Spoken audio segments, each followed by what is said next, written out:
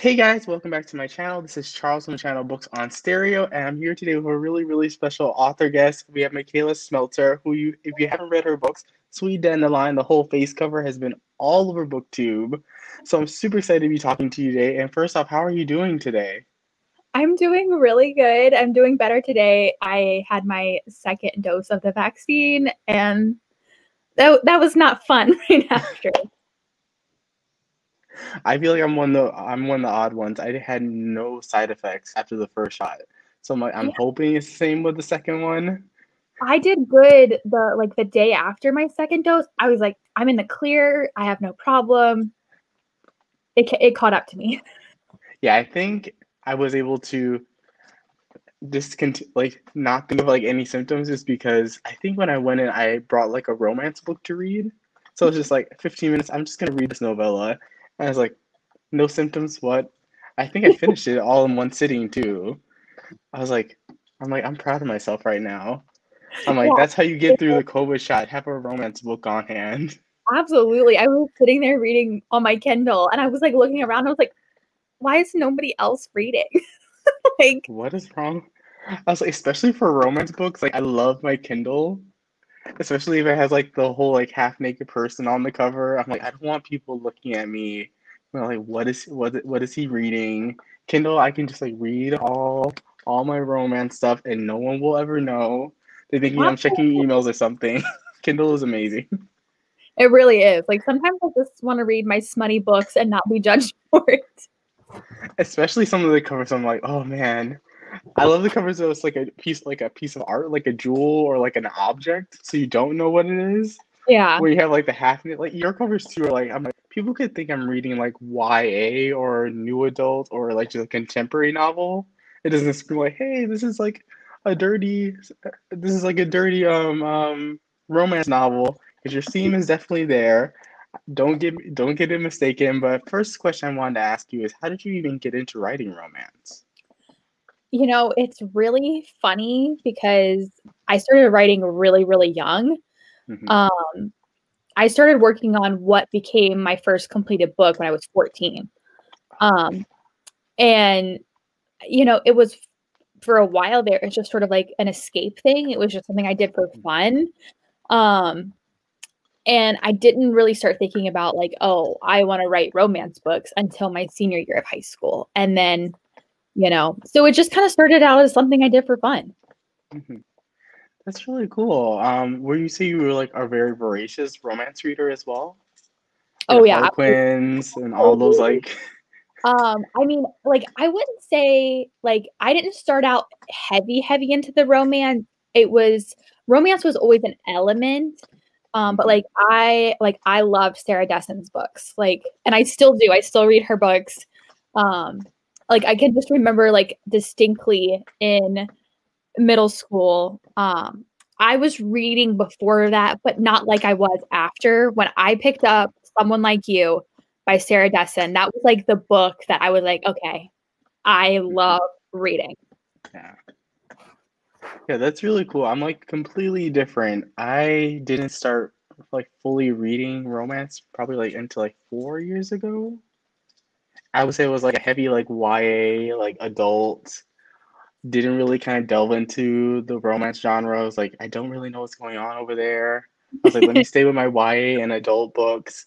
And also like I didn't read for a lot of it because like a lot of time because like school and having to that all like killed my desire to read. Oh yeah, I And hear the that books I all. like are like so old and outdated. People heard my favorite books, they're like, you like that book? I was like, I love that book. I think like my first brush with romance was Wuthering Heights. And that's when I was like, ooh. I've never read that. I know, I know. I have not read very many of the classics, like the classic romances, because Mhm. I think like in school, like the classic romance we read was Romeo and Juliet, and it's not even a romance, it's a tragedy, you know? I feel like for the most part, my school system, there goes my dog, was very like anti-romance. It was like Mhm. it's like if a book had romance in it, then suddenly it wasn't like literature. Mhm. And I'm like, that's not true. Mhm. Yeah, that's so true. Like, I was happy I didn't have to study Romeo and Juliet, which I was like, whew. I was like, I think everyone and their mother, like even a baby, knows like what happens at the end of Romeo and Juliet. It's like it's the most I think we studied Macbeth, which I was like, okay, we're like in legit tragedy. We're not in romance territory, but I think we also read a lot of like kind of like romantic texts in my school upbringing, like Wuthering Heights, North and South, Pride and Prejudice, and so I didn't realize I was already like kind of like attuned to that. Yeah. I like kind of the shows I liked, some of the things I liked about some of my popular shows, and I was like, wait, like I always had like this kind of like I always liked romance, but I didn't even know like I can like find all these romance books on Amazon because like most of the time I was like, oh, read this YA, read this new adult, read this adult book, and like enrich yourself because it's like highbrow literature or what, or just the Oh, people hating on romance, which oh yeah, there's a it's like ton of there's people. so much hate, and I don't like it. I don't get it. I'm just like, people should read what they want to read. It doesn't matter what it is, as long as you're reading. Mm-hmm. Yeah, I 100% agree, and I think the first book I want to talk to you about is Sweet Dandelion, probably one of your most popular books. I just reread it again, and the book is such like heavy subject matter. So I was wondering, how did the story come about? Because it's so topical. It's And so I was like, who? I was like, is she? I was like, ooh. I was like, where's everyone's pitchforks with like the taboo haters? I I was like, the know tagline for this book is enough to get readers riled up. it really surprises me, like, that it hasn't gotten hate. Like, thank goodness it hasn't, because I don't know if I could handle that, because I'm just like, I'm not out here trying to cause like a controversy. I'm not trying to like stir up drama to get attention for my book or anything. It was like, I always say that like I write what my characters tell me to write. I don't ever want to put myself into a certain box and say, oh, I never want to write this topic or whatever, because you never know what ideas are going to come to you. And I was actually beta reading for my author friend, B. Celeste, her book, Underneath the Sycamore Tree. And, you know, I had been like struggling for a while with writing once after, you know, getting sick and recovering from transplant and everything. It was just like, I feel like I sort of had to like relearn how to like listen to the voices in my head. You sound like you're insane, and I just distinctly remember beta reading for her, and I was really kind of feeling down because I wasn't what I was planning on writing next. I was like, I'm not vibing with this story. I don't really want to write this. And Danny just kind of popped into my head and started speaking to me. And then she's like telling me about like her guidance counselor. And I'm like, girl, what do you want me to write? What? And I was like, this is intense. I mean, obviously like it deals with, you know, she was in a school shooting, and that's like, you know, something that happens way too much in the United States of America. It should not be a thing. It should not happen. And, you know, like it's like I felt her trauma so completely. And I was worried that like I wouldn't be able to portray that, because obviously like I've never lived through a school shooting or a shooting of any kind like that. But funnily enough, it's one of my biggest fears. And, you know, I think I was able to really kind of like channel that through her and like her experience with it. But yeah, it was funny because like I never ever set out to write like a taboo story, but that's just where her story went. And I will have to say, just like if you just ignore the tagline, if someone told you like, oh, it's a romance between a high school student and her therapist, but when you actually read it, it's very much grounded in reality. The way the relationship progresses, I would say is quite slow burn. It was slower than I thought it would. Yes. And like that was really important to me to, you know, because there was a part of me in my brain that was like, okay, this is a forbidden romance. I need to write it like other forbidden authors where it's really focused on the taboo. Like that's like kind of like the plot is, you know, the sex and the everything. But I was like, that's not true to Danny, and that's not true to Lachlan either. Like they, you know, they both felt very like they knew it was wrong, but they kept being pulled together by their attraction. And I was like, if this happened in real life, like she's been through this trauma, he's trying to help her, like how would this really play out? Mm-hmm. And, you know, so like, that's kind of where I approached it from. And I was like, I was like writing it and I was like, will you two just kiss already? Like, I need something to happen. I'm like, exactly. And then I'd be like, I was literally like messaging my friends and I'd be like, we're at so many thousand words and they haven't even touched yet. They haven't kissed. They've done nothing. Like the I'm agony. And then I'm like sending the like gif where it was like, now you kiss. I'm like, I just need something to happen. And then of course Ansel pops up and he ended up being so important to Dani's story and her character arc. And I just fell so in love with him. Yeah, me too. Like he says a line in the book where it's like, it's okay to move on to Dani. I was like, he's your romantic lead. Forget Lachlan after what he does. I get what he does in the end. But I was like, Ansel's a great choice. I was just saying literally last night to Emily, who designed the cover, I was like, I think it's so unique and wonderful about Sweet Dandelion that from almost any review or any comments I get tagged in from people, I think people would have been okay if she ended up with Ansel. Like, and I think that's so beautiful that they saw her journey and were like, either one of these characters would have been good for her in a different way, even though it's not meant to be a love triangle. Like it's, you know, it's her journey, her story. Because, you know, most of the time people are like, no, this one. But I think it's like neither, they're both good people.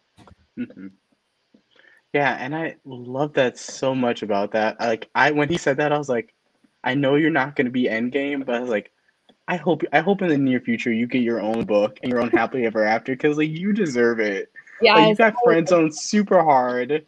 So I was like, and he wasn't bitter about that, which I love so much because you see in other romances where the second runner-up or second male lead gets angry or like treats a heroine in negative manner or like slut shames her or anything like that. Like I like that he was just like, I know what you're going through is messy, and how she opens up to him about what she went through. I was like, it was a beautiful friendship, even if it didn't cross over into something romantic. It was still a really good friendship, and something you don't see a ton, like with a boy and a girl in a romance. They're just really good. They're only friends.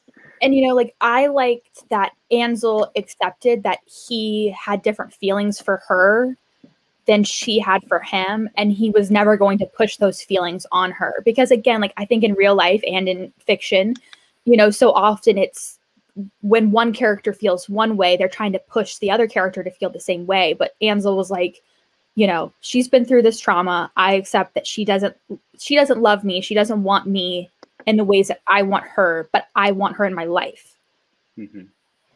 Yeah, I love that. I just loved how you handled a lot of the relationship, especially when you kind of delve into Dani and her brother. Yes. And how that relationship kind of morphs and ebbs throughout the entire book. I love that he's like this overly protective brother, and like when he finds out about Lachlan and his reactions, but then he does something at the end I did not see coming with Sasha.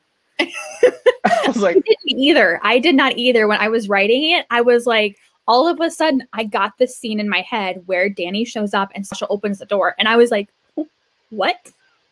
What are you doing, Sage? We did not discuss this. What have you been doing while she's been off in Europe? Because I was like, is this another book right here? I'm like, this has to be book. I'm like, did I miss the signs? I was like, when I saw that, I was like, wait. I was like, now the brother. I'm like, now you did Dani dirty by dating. Yeah, and it's her funny. best friend.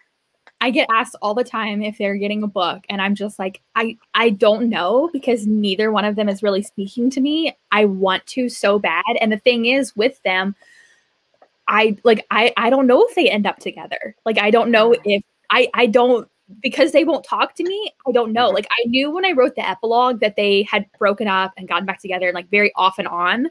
So like I don't know. I don't know if they would end up together in a book. Like I'm clueless. It has to happen. I just need a happily for now. Like I don't need a happily ever after. Just like end it before they may potentially break up 5 years in the future. Just like don't include epilogue. Like I think it would be interesting to write a story where they are broken up and they're finding their way back together. Because I've never written anything like that. But again, like I listen to what my characters tell me. And it's like sometimes I don't like what they tell me. Yeah, I was like when I was reading, I was like, there's like at least 2 solid books like in this that you could like easily spin off to. I was like, did I miss like an announcement? Like, is it like somewhere in your backlist that like I had to dig that I missed? I'm like, Ansel has to have a happily ever after story. I I'm like, think that Ansel is absolutely going to get a book. The question is when, okay. because ironically, the title of his book is Meet Me in Paris, and I already have the blurb, I already have the cover. But as of right now, I'm going to a book signing in Paris next year, as long as like everything remains. Everything goes well. You know, I get the okay from my doctors that I can go and leave the country, all that stuff. And so I'm like, if I'm actually going to get to go to Paris, I feel like I kind of want to wait and write his book after I've been in Paris, because I think it would be so much richer for that reason. But it's for the rare book events. And I just find it, I just lost it laughing because their marketing is Meet Me in Paris. And that's the title for his book. And I'm like, this is perfect. I cannot wait whenever that book drops because I'm like, Ansel is deserving.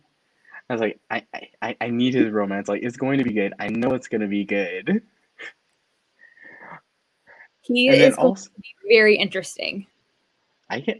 He's such a gem, and like he deserves the world. I was like, now that I'm thinking about it, I'm like, no, Danny, you stay away. You two be friends. You can have Lachlan after he pulls what he did in the end. I was like, oh no. I was like, when that happened, I was like, did Micalea mean for me to throw my Kindle across the room? I was wondering, wait, okay, everything's starting to happen. I'm like, wait, there's still like a decent amount of the book left. So it's like, what's gonna happen? And I was like, no. But I love that break. Yeah. But I love that break that you put in there for their relationship to kind of avoid, I can see some of like the grooming criticisms that Lachlan could have been perceived to be doing to Danny. It didn't occur to me when I was reading because I was just like, I've been waiting for so long for you guys to just get together. I was like, my romance brain is just going like, okay, hurry up. While I'm taking a step back, I'm like, okay, I see what you did there. I think this is why so often I get asked to write Sweet Dandelion from his point of view. And I do want to at some point rewrite some scenes from that book in his point of view to post so that, you know, people get inside his head, because, you know, even though I'm writing it from Danny's point of view, I'm also hearing Lachlan's point of view. And like, he never, ever wanted to take advantage of Danny. He really did want to help her and, you know, get her stronger and get her past this. And once he realized the extent of their feelings for each other, he was like, there's no way that she's going to get where she needs to be with our relationship the way it is, because she's going to end up too dependent on me. And they would not have lasted as a couple if that had been the case. Like, he knew he had to step away, give her that space to grow on her own with the healing that he had provided her thus far. And, you know, I think he was also accepting of the fact that she might move on. You know, he knew that by him leaving, there was a chance he would not get her back, but he had to do that because it was the best thing for her. Yeah, I completely agree. Like separate myself from it. I'm like, okay, I get it. Like, it was all there. So like, it sounds taboo, but like when you actually read it, you're like, oh no. Like, this is, and I applaud you for that, because I can see like this going like really wrong in some other romances where they're just having sex, they're just constantly going at it. And you're like, wait. Are we gonna talk about the imbalances here real quick? Are we gonna get into that? But I did want to talk about too, Say When, which is kind of, it was like a little palate cleanser. It was a little bit lighter, not as angsty. So where did that story come from for you? So it was funny because it started out as a dream, and at the time I was working on The Infiniteness of Yesterday, which is Willa's sister from The Other Side of Tomorrow. I have so many books, I can't think of the titles. And that's a very heavy book. It does deal with cheating, which ironically is the one thing I said I would never, ever write. But that, again, I listen to my characters, and that's that story. And it's very hard for me to write for that reason, because it's something that I'm like, oh my God, I don't even know how to, like, you know, to me, it's something you can't justify. So it's like you have to approach it in a really like different way and everything. And it was just getting so heavy. And I had that dream, and I was like, I think I'm going to go work on this. This could be fun. I was like, this is lighthearted. This is like, you know, this is just like a break. And like you said, a palate cleanser, because I was like, I just need something to kind of get my mind away and see where I want to go from here. And so I just kind of like sat down and started writing it. And I did struggle with it a little bit, I think, because I've been working so long on the infiniteness of yesterday that my brain was having trouble like going to something else. It was like, what are we doing here? But it was definitely a good thing. And you know, what's really funny about that one is the friend in it is loosely based on my real life best friend that I've had for like 10 years. And the relationship with them, like how the mom acts of the friend, is based on her mom. And I've seen so many comments about like the mom and being like basically like it's unrealistic. And I'm like, y'all don't even know. I was gonna ask you about that, because like the opening scene where they are both in college and the best friend's like, I want to go home. I was like, is she really leaving her friend like high and dry right now, like alone on this college campus? I was like, yeah, well, and y'all like are best friends. We did not go to college together. I didn't go to college at all. But she would go and do her classes and drive home, like from, and it was like a long drive too, like like Molly's drive. And a lot of her reasoning for going home was because, you know, her mom was making her feel guilty for being away. And so she would have that in the back of her head, and she'd be like, I'm just going to go home. Okay, I was going to ask you, I was like, do I need to go in this book and like slap Molly, like get some, like slap some sense into you? Like, cause if you were my friend, one of my friends did that, I'd be like, okay, you're dead to me. You need to grovel a little bit before I like even consider like to be in the same space as you. Yeah, but you know, it was like, it was interesting to write, because it's like, you know, here's Amelia sort of being like abandoned, and you know, she's nervous, she's scared, she's worried, you know, they're starting college, it's a big deal. And then, you know, you've got Molly like, I'm gonna go home, I'm gonna bounce. Bye. And she's sort of like, Amelia as the friend is sort of like, I'm dealing with the same thing that you are, like, why are we not dealing with this together? And like, she doesn't understand at first that like, you know, Molly feels guilty and that she needs to go home. And too, you definitely have your like kind of flair of like taboo with it being a student professor. But like even this one, I was like, you managed to take a taboo subject and just make it like very realistic, and not as like you remove the stigma from the taboo a little bit, because like the relationship progressed on a really nice way. And then I love the moment when they had their conflict near the end of the book, and the heroine's brother was like, just talk to him. I was like, you blew my mind. I was like, miscommunication sometimes drives me up the wall in romances. When he said just talk, I was like, you are a rock star. Like, just have your characters talk to each other. And I felt like it was important in that situation to show Amelia's immaturity, that she is very, very young, that she's never really dated. And now she's in a relationship with someone that's much older and her professor.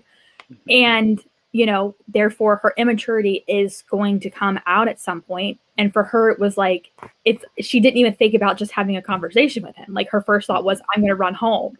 And her brother's like, no, go talk to him. Like, that's what you do. You talk to people. And it was also like, I was a little bit worried about it being so low drama, but I didn't want it to be. I didn't want the, you know, I didn't want it to be this great big like drama or like unnecessarily drawn out. I just kind of wanted it to just be a simple story. Like that's kind of what I described it to as people, and they were like, "Well, what is it like?" Like it's just a simple love story. Like it's nothing, great big and exciting. It's nothing like drastic. It's just like something that you read when you just want a sweet romance that you can just kind of fly through. And I get comments all the time that crack me up. That's like, Hayden is the consent king. and it cracks me up. But like, again, I'm glad at the same time because it was very important to me with the age difference that like Hayden's never dated someone that much younger than him. Like, it's not like that's a norm for him. And therefore he understands that she's inexperienced and he never wants to push anything on her. He wants it all to be on her time. Mm-hmm. And I loved it. I loved it. I loved it. It was like it was a book that I needed to read when I picked it up because I think I read it in like 2 days. I read it really, really quickly because like I just couldn't stop. I was like, okay, next chapter. And I liked that I wasn't agonizing over being super angsty. Like you said, that nothing was drawn out. It was just like a nice, taboo, really grounded romance story. And I was like, I really enjoyed this. It was just what I need. I'm like, I don't need the high drama. I don't need to feel like I need to jump into the romance novel and like strangle the characters. I was like, I can just relax and enjoy the story. And I really did appreciate that. I always say that I am a reader before I'm a writer. And sometimes I want a book that's going to make me cry. Sometimes I want a book that's going to drive me up the wall. And sometimes I just want something that I can sit and read in one sitting. And it's just a sweet story. And the same is true of writing. Like sometimes I want to write a book like Sweet Dandelion that's this massive, slow burn, angsty story. And sometimes I want to write something like Say When that's just a very short, low drama story.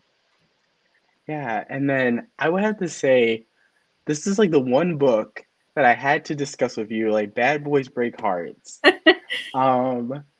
It's funny, with that book, I actually asked my best friend the same question, like what Mason does. I was like, how would you feel if either one of us did that to each other? And we were like, we were both on the phone and we were just like, yeah, we probably would never be friends ever again. I was like, see, I'm not I get what Mason was doing. I get it. But Cole was such a good friend.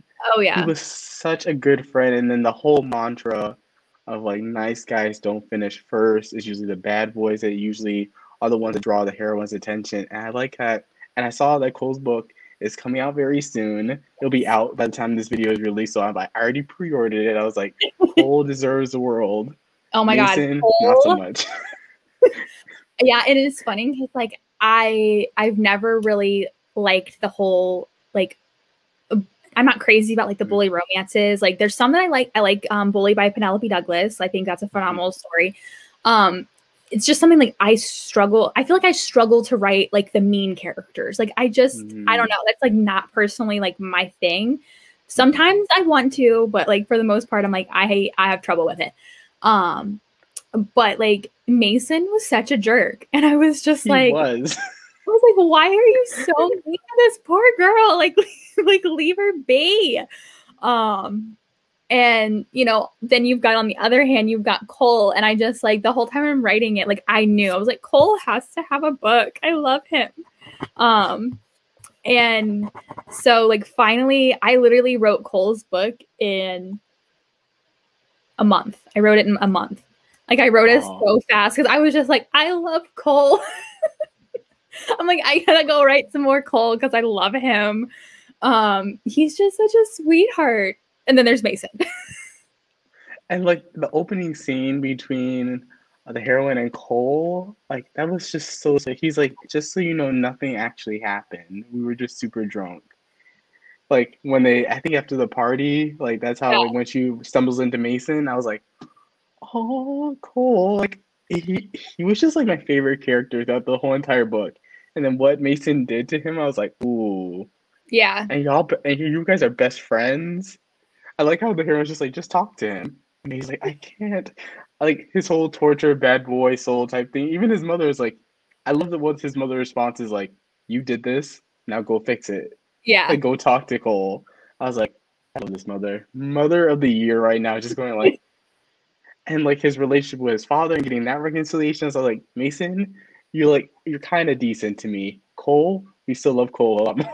Yes, we stan Cole. And you know, obviously, like with Cole's book coming out, you will see, you know, sort of like his progression of relationship with Mason, and that like, you know, it kind of grows throughout that. And I feel like I'm currently working on the third book in this series.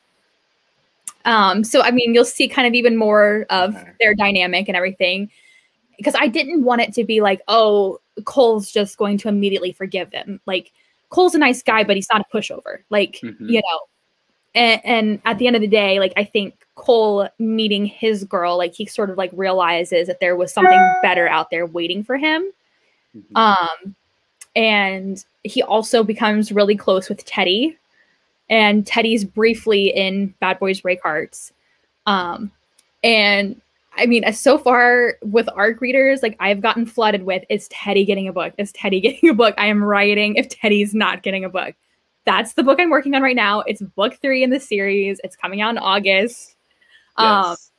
And you know, I really love the dynamic of all of the guys in this series, because I feel like in the past when I've written like a series like this, it's kind of more focused on the girls. And it's like this one's kind of more like the guy friends meeting their girls. And so I'm super excited for Cole's book. Did we meet the heroine of his book? No. Dang it. I was trying to think. I'm like, who was it? What was another female character in the book that I can think of? No, so I can try to like hand cast. A lot of people thought it would be Mallory. And it's not Mallory. I don't plan on any of the guys ending up with Mallory.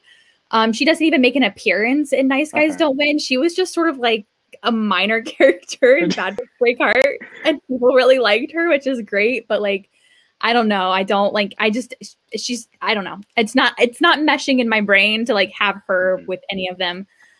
So Cole's heroine, her name's Zoe, and she's brand new to the world. Series.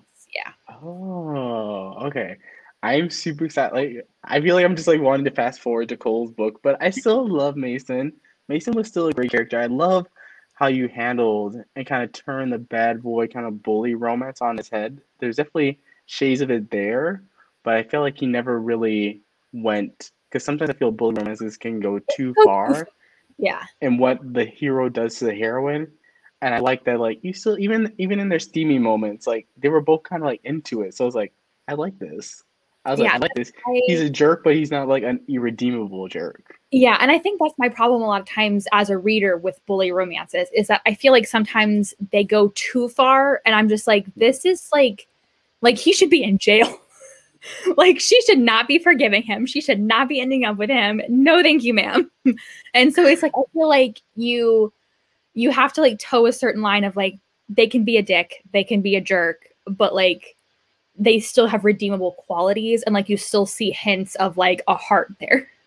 And I loved, you really got to see that with his interactions with his family, especially his relationship with his father and his mother. I think early on in this says in the book, I'm like, you and your father are so much alike that you don't even know. And he's like, I'm nothing like him. Like, I gave birth to you and I married him. Like, I know that you guys are more. I love that, because then I feel like without that component, it would have made him a little bit harder to really redeem or root for, especially what he was doing to Cole, because Cole is like almost set up as like the super, super nice guy.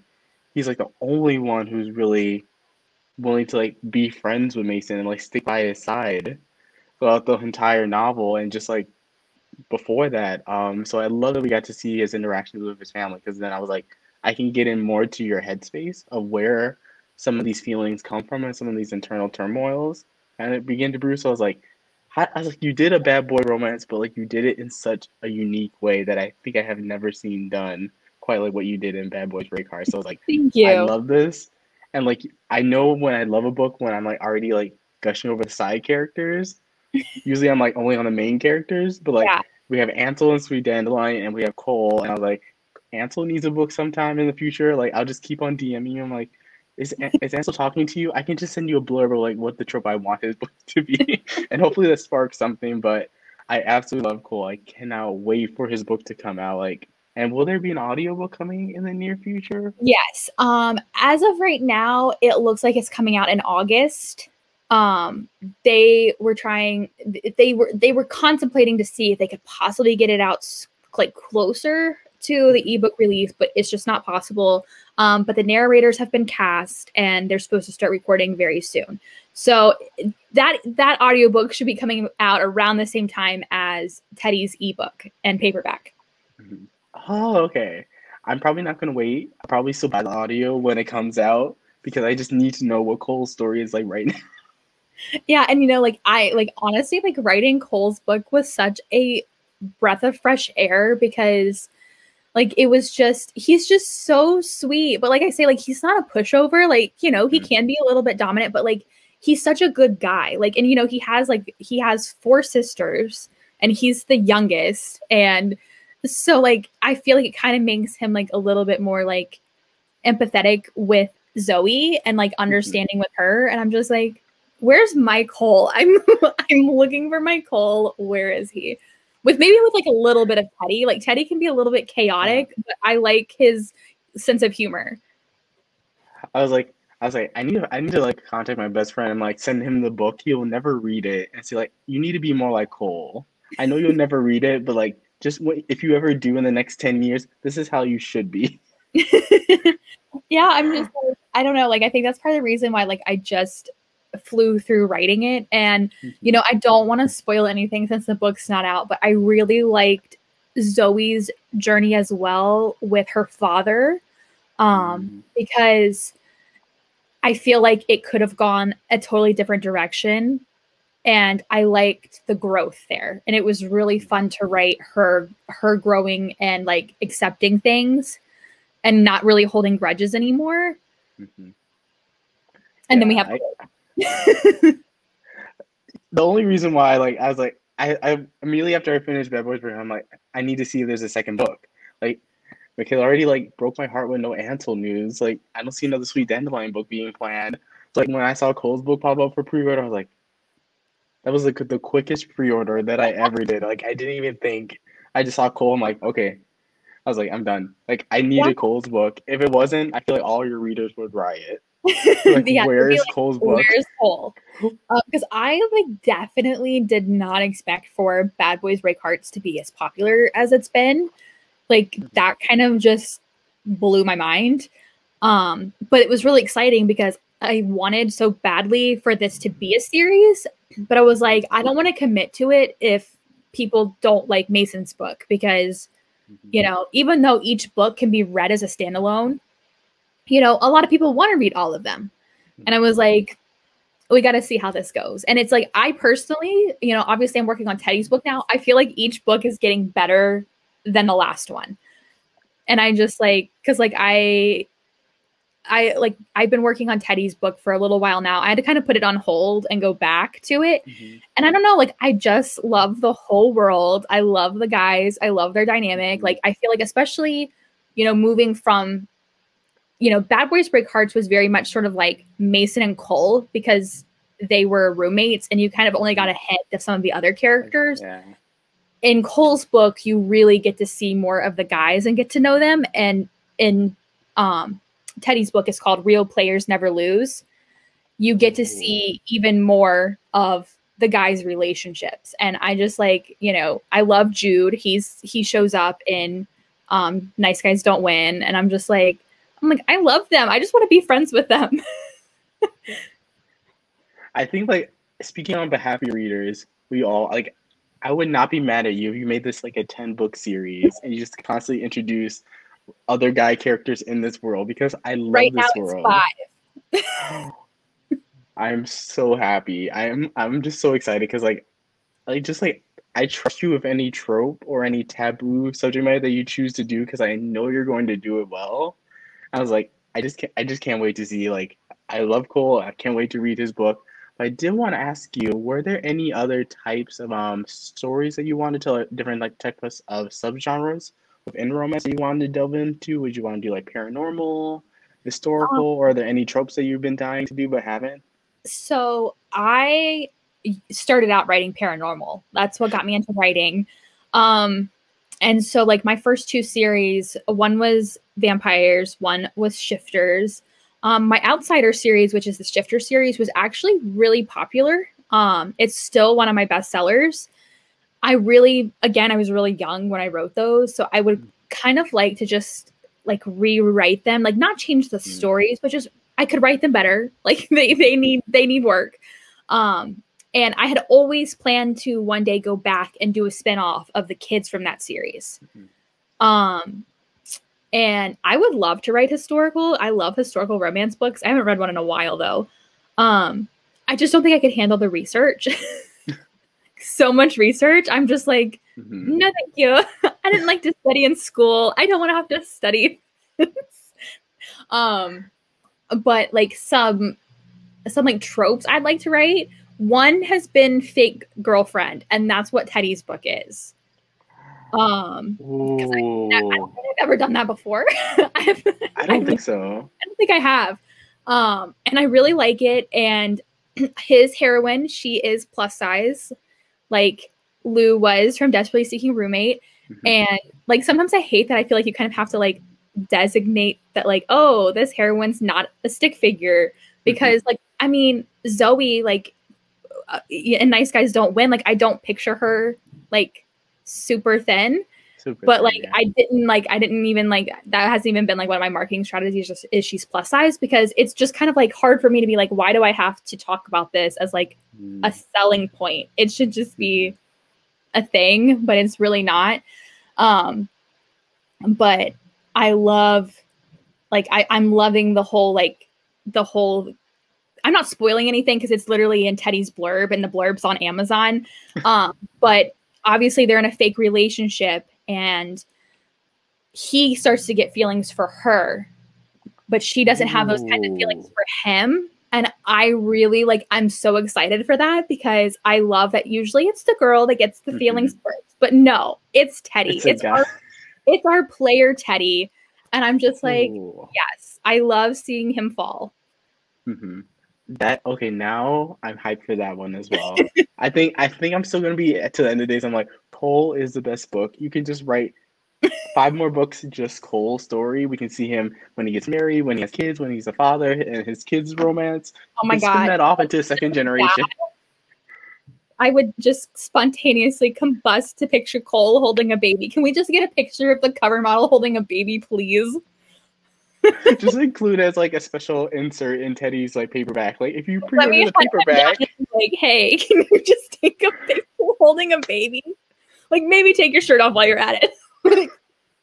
And then you post on your Instagram, and everyone's like, oh. And you also have a surprise pregnancy novella coming up in upcoming novella collection. Can you give us any teases about the story? So yes, obviously it's an anthology, bunch of other authors. My story is called Between the Lines, and it's about, for anybody that has read my Trace and Olivia series, there's a tattoo artist who shows up. I think she also shows up in my book, Beauty in the Ashes. I just can't remember if I named her by name, but sometimes I like bring my characters over and I don't name them. It's just kind of for me, so I can be like, this is how they're doing. And her name's Alba. And so this is her story. And, you know, so she owns a tattoo shop, and the guy that gets her pregnant, he owns a rival tattoo shop right across the street. So, yeah. Okay. It was definitely fun to write. So you got a little like enemies kind of vibes, enemies to lovers. Little bit.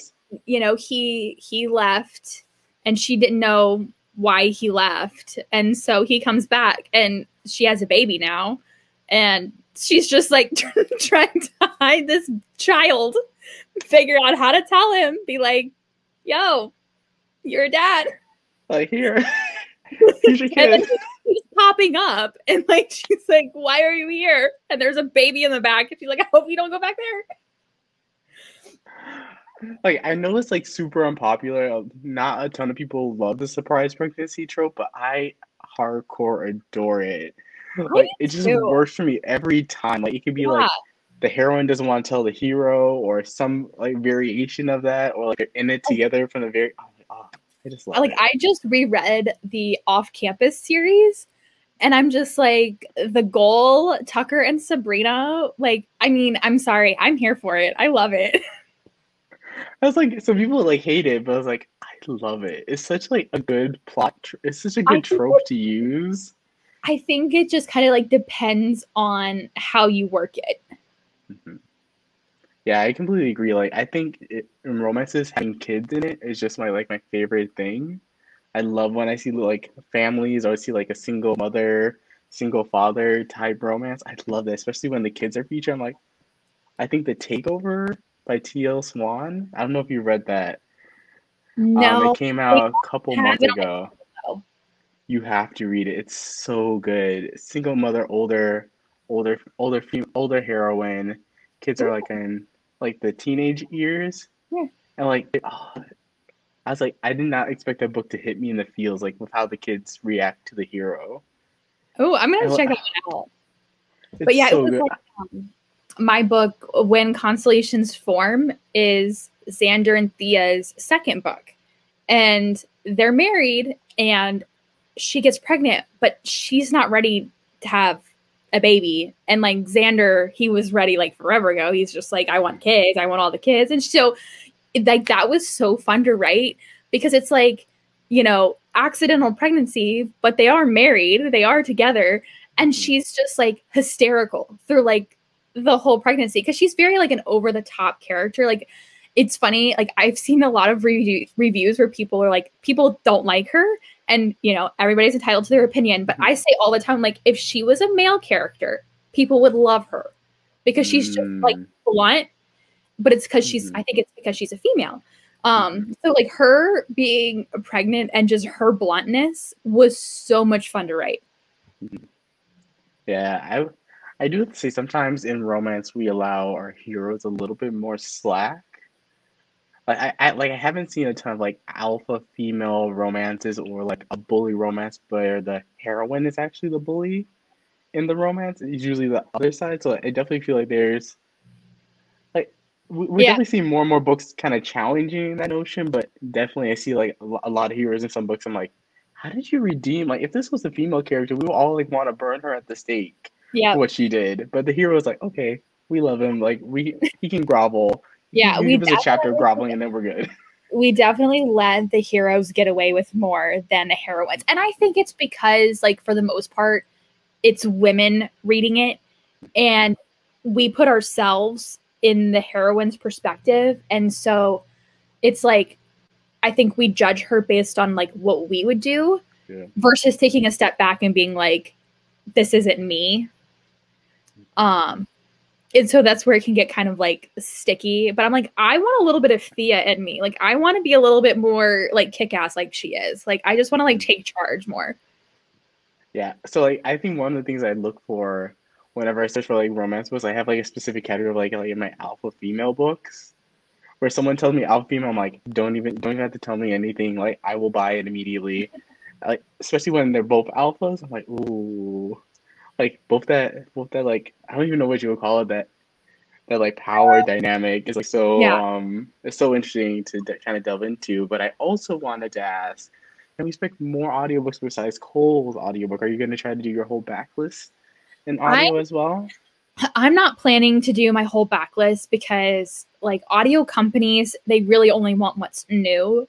And it's just a lot of hard work to do it by myself. I do plan on completing the Willow Creek audiobooks. Currently, Last Snow is the only one that's in audio. I have a different narrator that's going to do the final three. And yeah, I'm hoping that my audio sales stay good enough that moving forward that I can continue working with Podium on producing them. So they very much wanted Cole's book. So I'm hoping that I can get them to want Teddy's as well, and can have that whole series in audio. Because, you know, I think in order to grow an audiobook audience, you have to have audiobooks. Like, you know, and people who listen to audiobooks, like when they want your backlog, like it really sucks for them when there aren't very many in your backlog. but it's just like it's not an easy process to do. And especially when like I know like there's certain series that like I really need to go back and like tweak and everything. Mm-hmm. So I'm like, I don't want to get it produced in audio and then make changes to it. So I'm like, but hopefully moving forward, new things will always be coming out. That's the hope. I'm like a huge audiobook fan. Like I buy way too many romance audiobooks. It's a problem. I acknowledge it. But your audiobooks across the board, I listen to all the that you have available, and like they're all so good. The Bad Boys Break Hearts, the That's good to narrators. know, because I don't listen to them. It embarrasses me too much. They send them to me and they're like, "Is this good?" And I'm like, I'm not listening to it. I'm like, no, I don't want to hear my words read back to me. And like, I hear authors that there are authors like who just sit and listen to their audiobooks and like for enjoyment. And I'm like, I can't even listen to my own audiobook for work. I'm just like, yeah, it's good. I don't care. I take it. Be done with it. It's good. But trust me, they are really, really good. They're like, I listen to a ton of audiobooks, and I'm really picky about my narrators. They can make it. I had some books that I loved the book, but hated the narrator, and Yeah. it just like morphed into like me ended up hating the book because like I don't want to go back and read this physically because I just spent my credit on this audiobook, and now I'm bitter because the narrator got on my nerves. Yeah. I was like, how do I judge like because the narrator's like coloring my interpretation of the story. Yeah. So I love that you have like really good narrators. Like Bad Boys Break Heart was probably my favorite audio, and then Sweet Dandelion. Those were my top two. I absolutely love those audiobooks. I was like, I could like these are like so high quality. I was like, you are doing like amazing. Like I was shocked that you didn't listen to them because they're so good. I was going to see if I have my email here where they told me the narrators for Cole's book. Because you might know who they are. I don't know. I'm like, cool. It's great. Sounds awesome. I'm like, whoever you pick, it's fine. Oh. Was it this far back in my emails? Goodness gracious. Sometimes going through the emails is like a trench war. It's like they just keep on going and going and going. Zara Eden for Zoe and James Kavanaugh for Cole. No, I haven't heard of those. Okay. They're new to me. Obviously, I haven't heard of them either. I trust Podium. I trust them. I think they're going to do a good job. I'm always looking for new narrators to obsess over.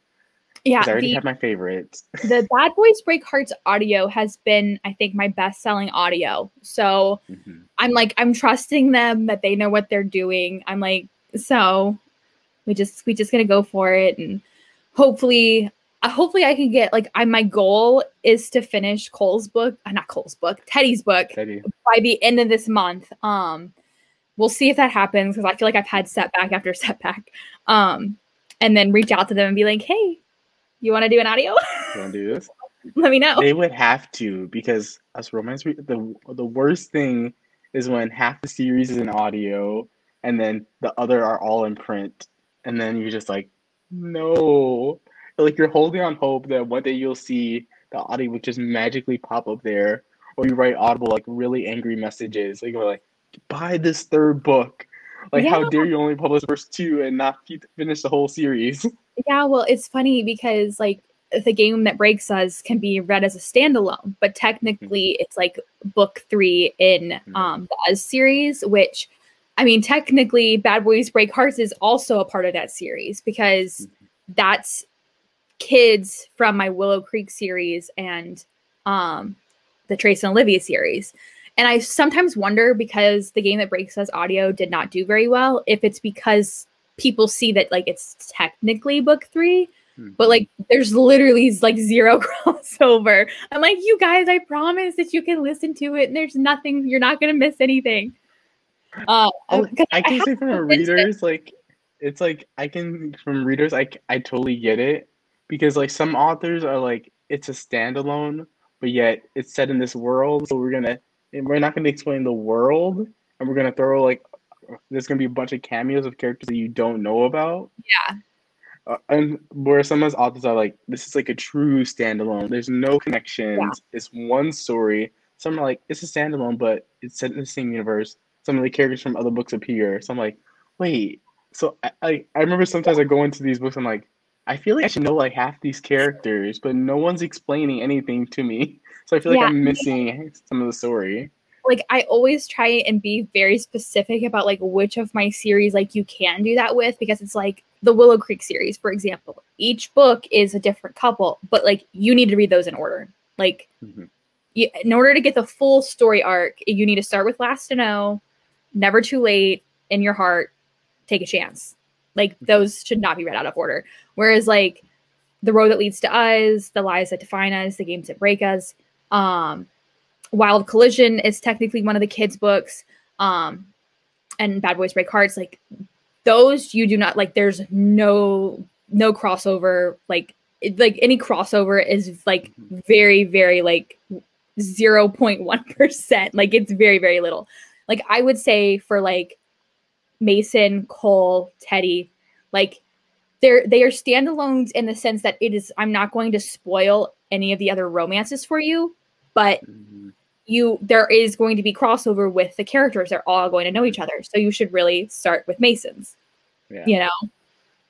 So it's like an interconnected standalone type situation. Yeah. And I feel like those are like my favorite to write because I get to explore new characters, but stay with all these old characters that I love.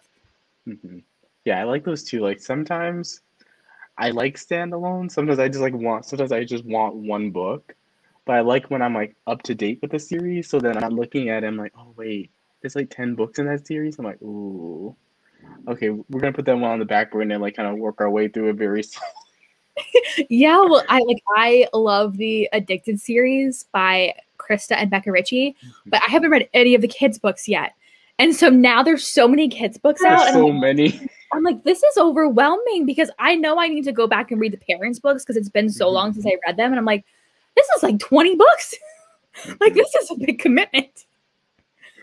And that's a good segue. So what are some of your favorite romance authors last book? We mentioned Becca and Krista Ritchie. I'm not caught up as well. I think I got to like book. I got to the first in the Calloway sisters. Okay. I'm doing the recommended reading order, but they're long.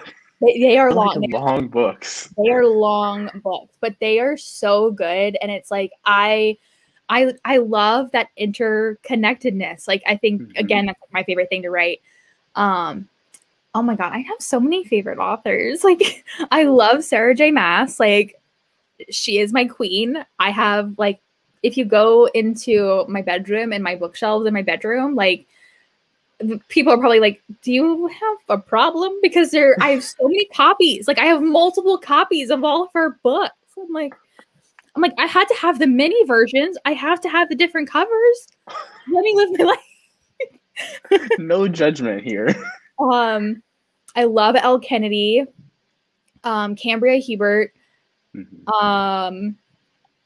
Abby Glines. I haven't read any of her books recently, but like I feel like she's just like a comfort author. Like her books are just like, they just make me feel good. Jennifer Armentrout. I mean, we could be here all night. Like, I'm always Jennifer Armentrout, like, from Blood and Ash. I was not ready. Those. You haven't read those? I just read them. I haven't finished the series. I still have I have book 2 and 3 on audio, but for some reason I just haven't. I'm trying to avoid spoilers so hardcore. Like everyone around me has read it. I'm just like, once I buy a book, it's like less incentive unless I read it that instant. I'm like, I'll get to eventually. I pre-ordered it and I was like, oh wait, I thought I had more time to read the second book before the third book came out. Okay, we're just gonna let that sit in the back. And hopefully I'll remember to go back and read it. They were very good. Like I was like kind of nervous about reading them because they're so hyped. I was like, what if I don't like them? I love Jennifer's books. Like I don't want to be disappointed. And my friend Kellen was like, I'm going to read them. She's never read any of Jennifer's books before. She's like, I'm going to read them. And so she's like reading From Blood and Ash and updating me. And she's like, you got to read it. I'm like, oh my God. Okay, fine. I'm going to read it. So we kind of sort of buddy read it, but I was like behind her. Hmm. And it was so addicting. I almost like embarked on physically reading the book. I was like, okay, everyone's talking about this book, everyone's recommending it to me, even though they know like I love my audiobooks and they're trying to get me to read like a 600-page book. But I was like, I'm gonna buy the ebook, we're gonna make a go at it, and then I finished it within 2 days, and then I listened to the audio again. And that ending, those last 200 pages, like I was like, take all my money, Jennifer. Like I get why some people may not like it, but I was like, the romance and I the think it's who the hero probably is and the a twist, I was like, very I love it. like hit or miss with people. And Hmm. it's like you're either gonna like it or you're not gonna like it. I loved it. And then I'm like, Yeah. um, I need to know where she's going with this because I'm just like every book, I'm like, I have more questions. I need to start taking notes. Like I was dying because when I finally finished The Crown of Gilded Bones, Kellen was like, she was like, okay, I can finally share my notes with you. And she's like, no spoilers anymore. And Yeah, no spoiler. I was just dying because she had all these like list of theories, and we literally spent like an hour voice messaging our different theories, and I'm just like, we'll see what happens. I had to give Jennifer props. She like pumps out those books so quickly, Oh yeah. and they're like big books. And she still has like other traditionally published books coming out at the same time. I was like, how did you manage to write like a 3-book trilogy that's well over 1,000 pages? And I was like, I just bow down. Like it's a Oh, absolutely. fun ride. Like I absolutely love them. Um, I love them. I love them so much. I think I love the hero and like his what's revealed about him and the whole world. I was like, oh, I didn't see any of this coming. I'm like, now I'm hooked. Yes. Yeah, it's like it's such an interesting like world that she's created, and I'm just like literally The Crown of Gilded Bones. I'm like, so many questions. So many questions.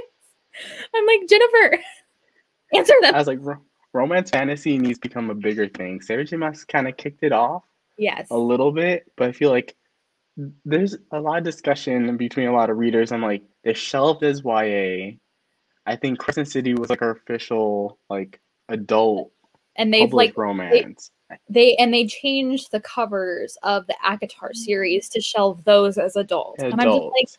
I'm like, why did you have to give her these covers? Like, come on.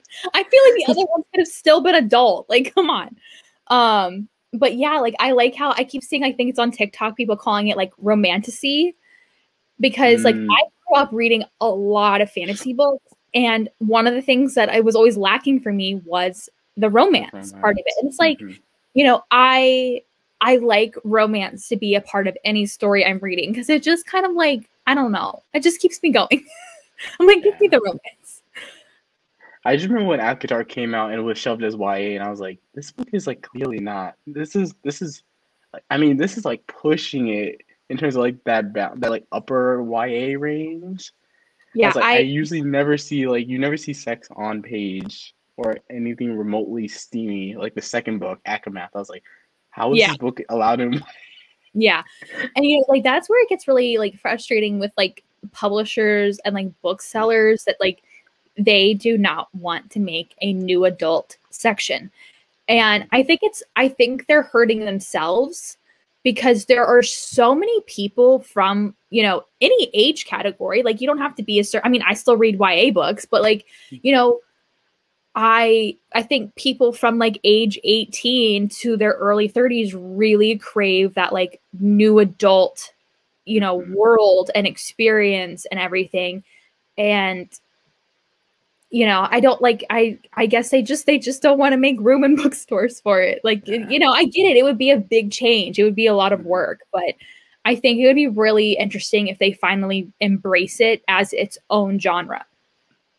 Like you see more in indie, there's definitely a new adult category where they are like, I feel like in YA, they only get away with it when they're like 17 going on 18 in the book. So like it can technically almost be like a new adult, but it's not really a thing. Like some of the books I see, like Paper Princess by Aaron Watt, I was like, how did you manage to sneak into YA? I was like, I appreciate you as a romance, but like if I had like a 12-year-old cousin who's like, oh, I want to read Paper Princess, I'm like, No. do you know what's in there? I was like, here, read something. Here, let me give you something else. Well, like, it makes me wonder now that we're talking about this. I'm like, would they put Sweet Dandelion in young adult because it's like a high school?